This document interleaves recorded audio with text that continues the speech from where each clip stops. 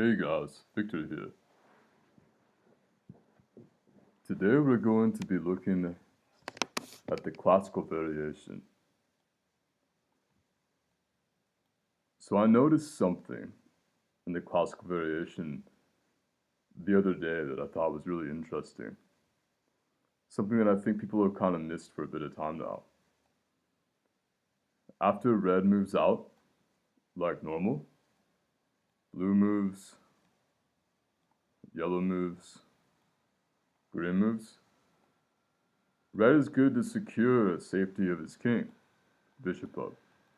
But then blue can play this really interesting move, attacking yellow, and yellow has to fall back. Now, if yellow doesn't fall back, say gets on with development, like something like that, expecting the red queen to just come on in, then green can move in to attack.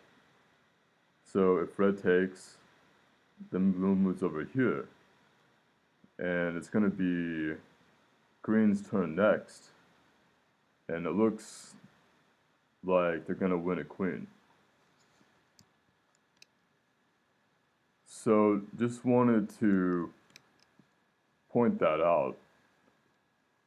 I think that as yellow, you have to play this move first, because then you prevent the checkmate.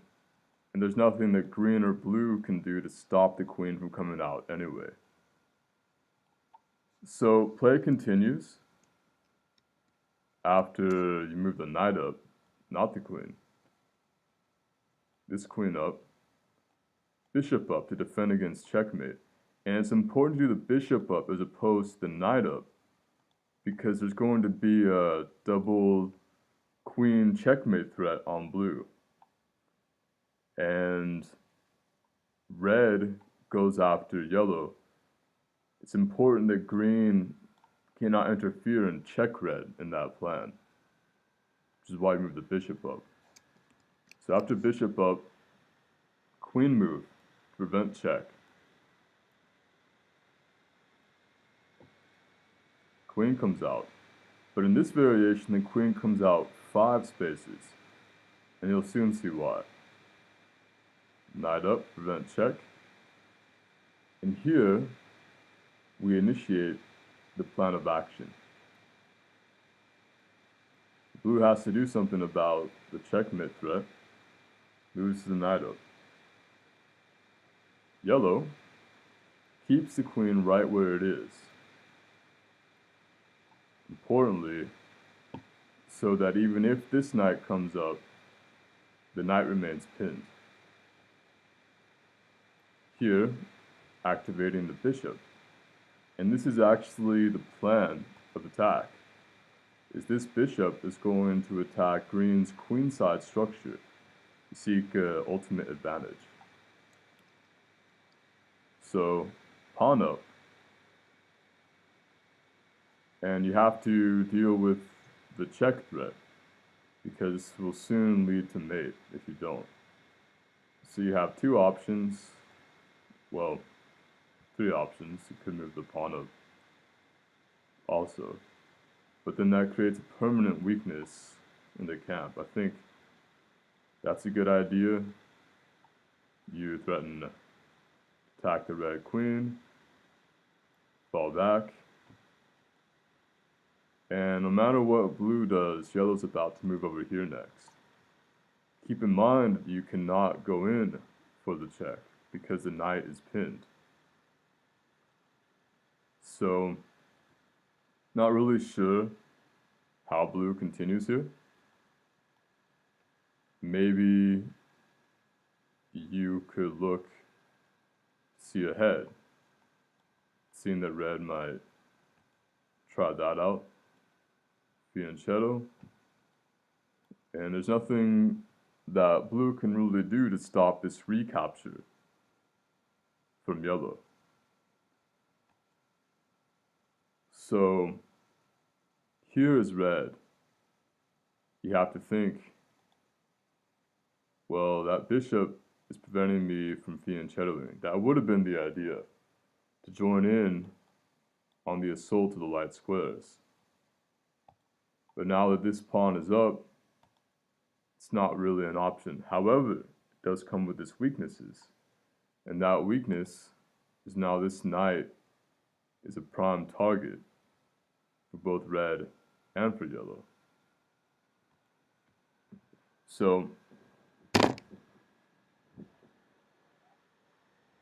from here, keep in mind that this bishop is pinned where it's at. Can't really make use of it at the moment. Continue with your attack. Moving in, looking for checks. And maybe, I don't know what blue does here.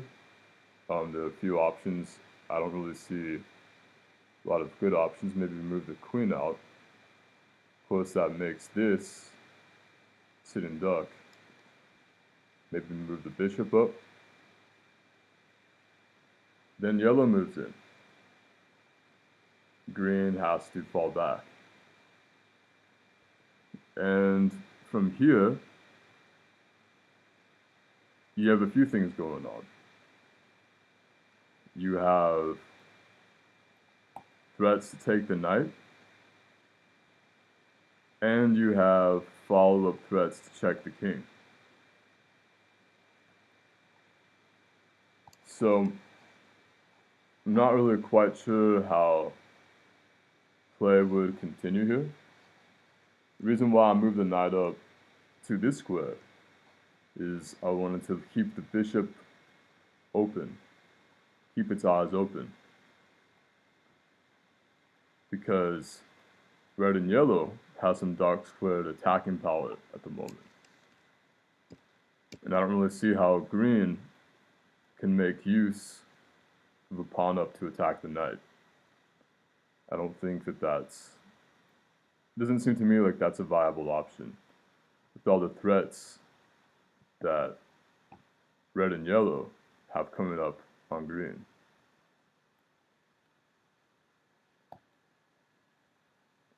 So I just wanted to share this opening idea. It's an exploratory opening. I'm not quite sure how it continues.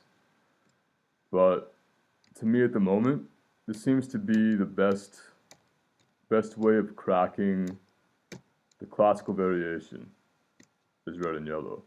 Because otherwise, play seems very equalish. Don't really know how play continues, or rather how red and yellow can reliably maintain an advantage in the opening against the classical variation. So as always, hope you liked the video, and I'll catch you next time. Peace out.